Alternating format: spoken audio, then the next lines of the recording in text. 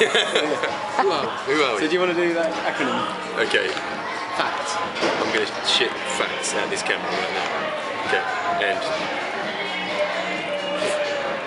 Hello, we are One Eskimo and we're here at UCSD about to play a lovely little acoustic set for all the lovely people at sddialedin.com and KPRI FM. Can I do both at the same time? I've done it. You just did. It's there. Just go with it. This is Adam and Jamie, and basically we've made our way from LA down to San Diego to play a little show tonight, and it's a bit of a first tonight. So there's things happening tonight. Massive first. There's things happening tonight at this show that have never been seen before. So and maybe never again. Well, that's very likely. But basically, our singer Christian is unwell and has disco fever, so he won't be singing tonight. I like that.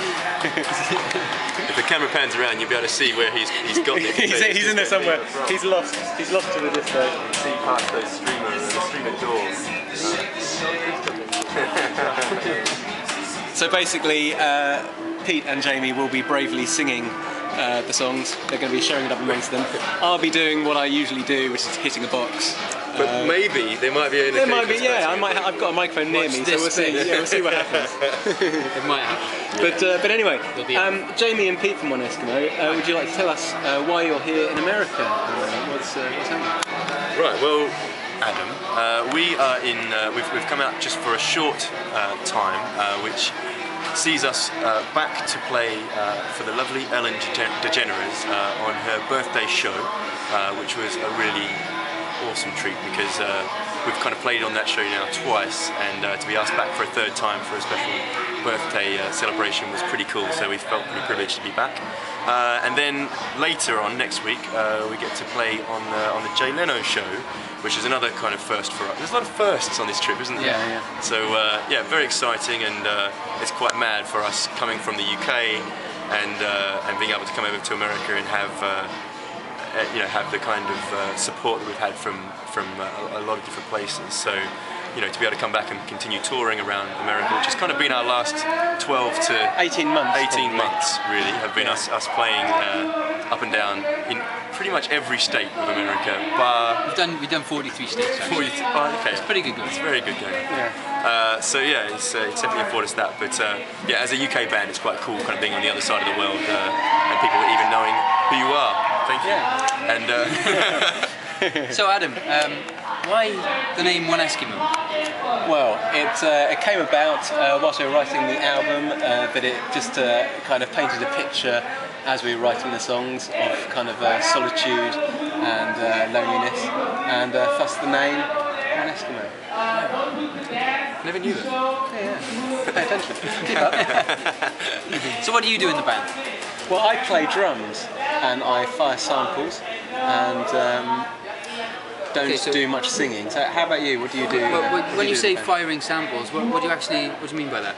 Well, I do this on the sampler. So you have a sample pad? I have a sample pad. Sample pad. Yes. And yeah. What other instruments do you play?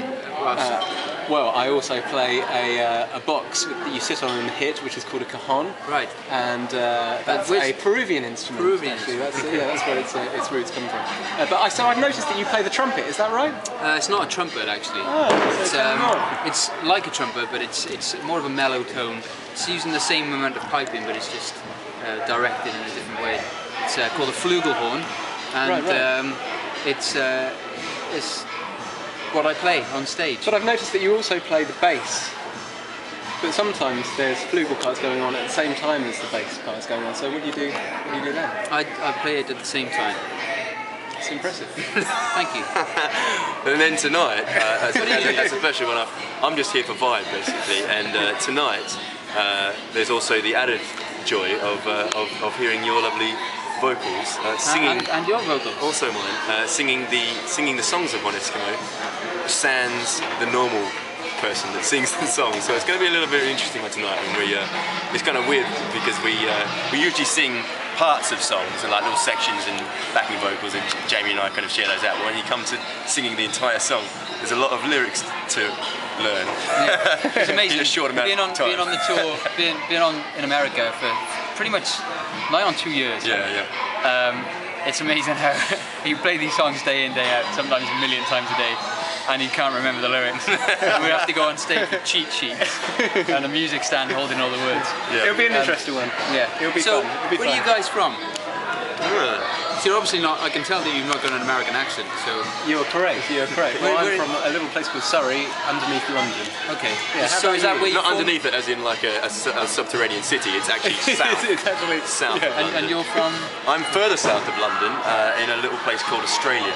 Right. And but now. So that must be difficult to rehearse and record. But luckily, with the advent of internet, we've been able to stay in touch more than normal. But actually, we all met in London. I live in London, and that's kind of our, I guess, the grounding place for One Eskimo as a whole. So it's kind of it's an unusual one because me being Australian, Adam and Chris being from England. But you, on the other hand, where would you hail from? I'm from a small country, but better than. Right. And on the side of England. Okay. It's called Wales. Right. It's a lot of people wouldn't have heard of that. No, you might not, but it's one of the richest countries in the world. Richest? Richest. What, like financially, or do you mean spiritually? Or both? Both. Right. It's we're the most culturally diverse country in the world. Okay. We have our own gold, called Welsh gold, Clogau gold. Right. Clogau gold. Clogau gold. Yeah. We're minerally rich as well. Yes. And it's basically the best country in the world. Okay. Travel to Wales. Go to Wales. Now, also very good at rugby. Oh, your lot are as well. Yeah, we have that in common. Back to music. Yes. So, I mean, we've been out here now for probably the best, 18 months, I think, when we started touring. So what kind of brought us out? Adam, what brought you to? I won't include myself in it. Well, what brought me out was when we signed to our label Shangri-La in LA. We were lucky enough to get a tour supporting Tori Amos for about 7 weeks, and we basically came out and were treated wonderfully by all their people, and went straight into a sort of large theatre tour around the country. So yeah, we kind of hit the ground running on that, and then since then we went, America's really nice, so we'll stay out here a little bit longer. So how does someone from England find a record company in LA? How did that work? How did that come about? Well, I would say that it was around about the time that we were looking to get signed and doing showcases in London, and we had a few offers, but they were all kind of major labels that we weren't really that keen on. And then Shangri-La came along and just seemed to be on our wavelength a little bit more, and they kind of gave us more kind of leeway to do what we wanted to do, didn't they? Really? Yeah, for sure. I mean, there's a kind of strange parallel that goes along with our first album, The Adventures of One Eskimo, or One Eskimo. The Adventures of One Eskimo being an animation that was kind of developed along in parallel with the music of the album, which was kind of at first just something that we did off our own backs as a visual part to the record, and then from there we kind of got a lot of interest about that initial animation that we did for a song called Home Time, and from there kind of got some interest in the States through Warner's to animate the entire record. So there's kind of an animation that goes along with the whole record, which has been quite a cool thing to sort of go along with it, which live sometimes we include into the set, and sometimes we don't, just depending on the venues permitting. But what has been kind of cool is depending on which places we play, we sort of try and change our set around enough to kind of keep it interesting for people that have seen us more than once, and different things like tonight, where there'll be very different things happening on stage than what normally happens. So, who's your favourite place that you've been to in the United States so far? And maybe give me that as well for your favourite show that you've done as well. Favourite show? It's so fun. I mean, a lot of the shows we did with Tori were really fun because she was really great to us, and her crew and stuff were really cool. San Diego has a very good one in Humphreys down in Point Loma, and that was. Can you explain Humphreys more? Yes, I can. It's a lovely venue down on the water in Point Loma that has kind of an amphitheatre outdoor kind of section, and then cabins that are kind of part of the ticket price. You can kind of have an accommodation package so you can just kind of stay there. But we were sound checking out onto the harbour as people were kind of paddling up on little rowboats and kind of just watching us sound check and stuff. It's quite mad, but and then really, the gig really ends nice. and they all kind of row away again, Yeah. as if it was like some kind of dream that we imagined. But also near there is a fish taco place where we had, and we keep meaning to go back. We never have time. Every time we're back in San Diego, there's a place on the dock of a bay somewhere near the military base that has the best fish tacos I've ever had. I think they literally pull the fish out and sort of wrap them in a taco. And So, musically, what inspires you? What music inspired you to create this album? Very difficult to say, but I think probably our diversity of what we all like as musicians is quite different, but we all kind of meet on the Venn diagram of music somewhere, and I think that small part where we all exist together is probably where we've kind of found our A sound. tiny van that drives around America for 18 months. Yeah, it's kind of weird because like definitely musically we all kind of pull from a lot of different directions. I think if you looked at our iPods, there'd be a lot of different music comparing what we Explain. Well, I think it's kind of difficult. Like, I think from where we kind of all cut our teeth musically, playing-wise, you know, obviously, horn player and that kind of stuff kind of pulls you in directions, and classical training and that kind of stuff kind of has different directions. You've had some classical training but in a different way, and then kind of going percussive kind of element. Me being a bit of a guitar nerding. Chris is kind of very much, quite visual kind of guy, like loves a lot of films and those kind of things. So there's a lot of different things that kind of contribute to how we think about things musically. But when we started working on this record, and for the next record as well, we're very conscious of sounds and instruments that we've chosen to kind of create the sound of what we want One eskimO to sound like. And kind of the choice of those instruments is a little bit more unusual than a normal kind of band thing. Even though there's a guitar, I play like a nylon string guitar.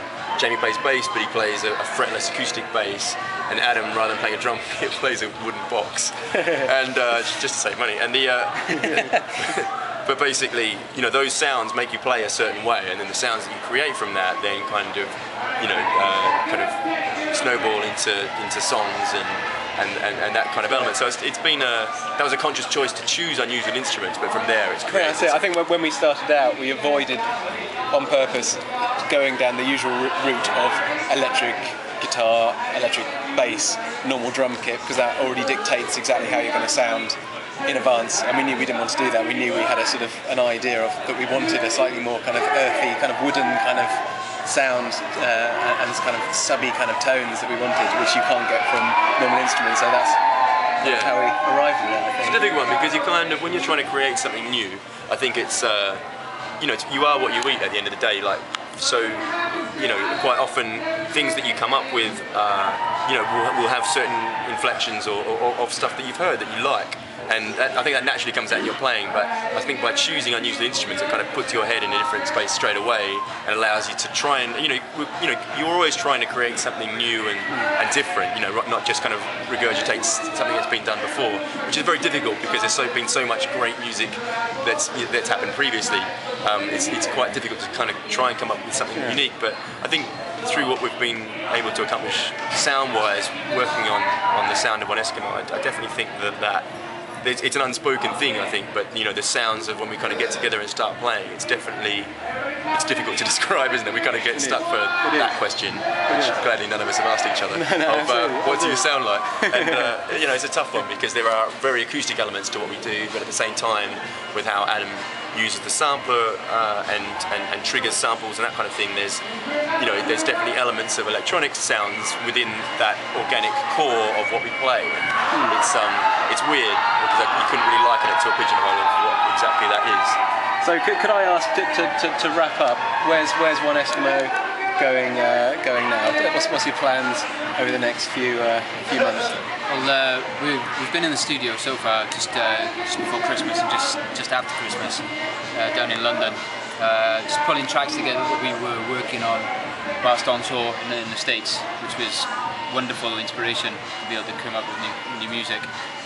Just most of it was done as sketches on the back of a tour bus. We just pull a few mics out and set them up. So we're trying to hone in on what we've done there and make songs out of it. So that's what we're doing at the moment. Hopefully we'll have an album sometime this year. And Pete, finally, any advice that you'd like to impart on everybody? Could be about anything in general. Parting words.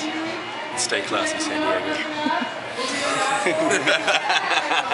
Diego.